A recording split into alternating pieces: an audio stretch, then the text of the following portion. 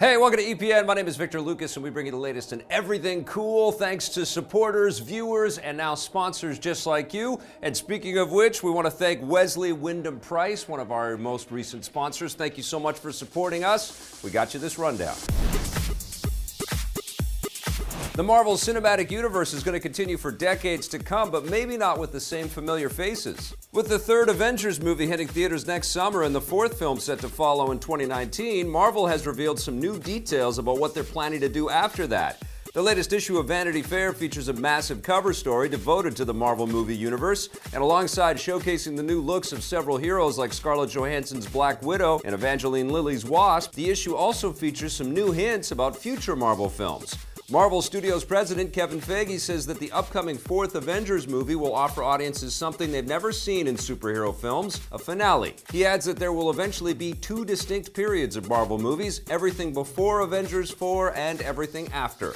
This sounds like the fourth film will depict cataclysmic events that have major repercussions across the entire Marvel Cinematic Universe, affecting what happens in all the other films. Guardians of the Galaxy director James Gunn previously made similar statements about what's to come after the fourth Avengers movie, so this is something they've been planning for a while. Kevin Feige's use of the word finale could also mean that they're planning to kill off some of the characters, which would make sense given that the contracts for many of the veteran actors are almost up. We'd be surprised if they shake things up too much, though. One of the main reasons why their films are so successful is that they all share a similar tone and feel. Audiences know what they're going to get when they watch a Marvel film, so shaking up the formula and getting rid of all the beloved characters would be a very risky move. We'll get to see just how much things start to change when the third film, Avengers: Infinity War, hits theaters in May. It looks like not everyone is a fan of The Empire Strikes Back. Luke Skywalker himself, Mark Hamill, has spoken out about the film, or at least one sequence in particular. Writing on Twitter, Hamill revealed that he was never a fan of the Wampa sequence early in the film, where Luke is forced to fight off a deadly snow creature. He says that when they were filming that scene, he thought Luke would just swing his lightsaber to scare off the Wampa, but in the final film, he actually cuts the creature's arm off.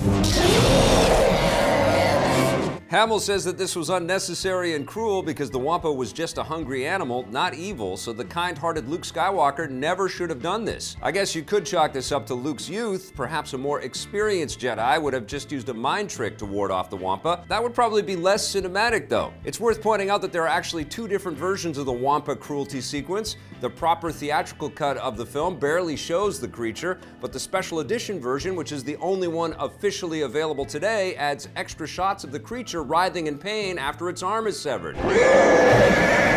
Hopefully we don't see Luke Skywalker abusing any animals in the latest film, The Last Jedi, least of all the helpless little porgs. That movie hits theaters on December 15th.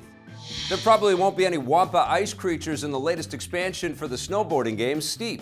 Ubisoft has announced that an open beta test for the game's new Road to the Olympics expansion will kick off tomorrow on the PS4, Xbox One, and PC, and run until December 4th, the day before the final version of the expansion arrives. The beta will be available to anyone who owns the original Steep game and will let players test out 5 different modes and 2 different maps.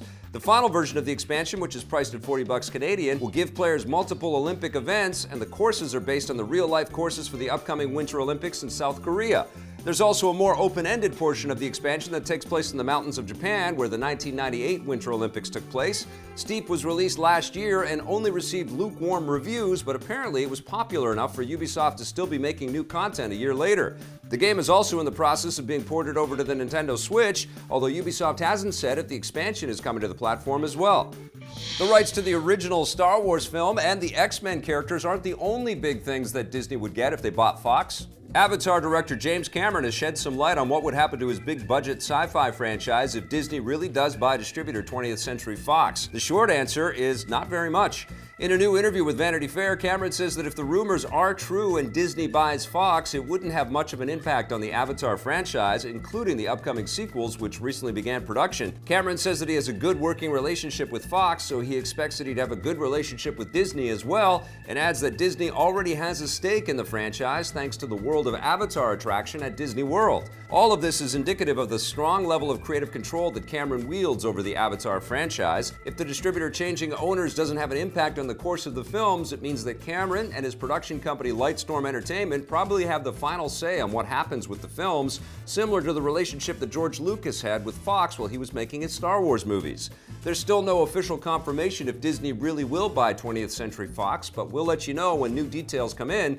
Either way, the first Avatar sequel will hit theaters in 2020.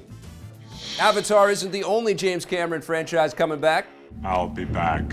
In the same interview with Vanity Fair, Cameron shed new light on the upcoming Terminator sequel, which he's producing. The new film will disregard the events of all the Terminator movies since the second one, making it, in Cameron's mind, the third film in the series. He says that thematically, the film will explore the relationship that humans have with technology, particularly new forms of technology like smartphones, and how people are willing to sacrifice their privacy when using them. Cameron says that this basically turns every person into a walking sensor platform that can be monitored from afar, which sounds like the new Terminators in the film will be using smartphones to track their targets. More specific plot details on the new Terminator movie are being kept under wraps, so we'll have to wait to find out more. It hits theaters in 2019. Come with me if you want to live.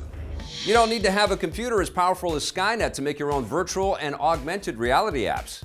Amazon has launched a new VR and AR development platform called Sumerian, giving users a new place to create their own apps and games. The thing that sets it apart from other VR and AR developer platforms is that it's completely browser-based, which means all the number crunching is done externally from an Amazon server, so you don't actually run anything locally on your computer. This way, you don't need to have a powerful machine in order to run the software. Amazon created Sumerian with amateurs in mind, hoping that it will encourage users with no VR or AR experience to make their own content. The apps can be exported and run on any VR device that uses the Open Web VR platform, which includes the HTC Vive, Oculus Rift, Google Daydream, and Windows mixed reality headsets. Sumerian is currently available in a preview version, with the final version expected to roll out soon. That's all for now.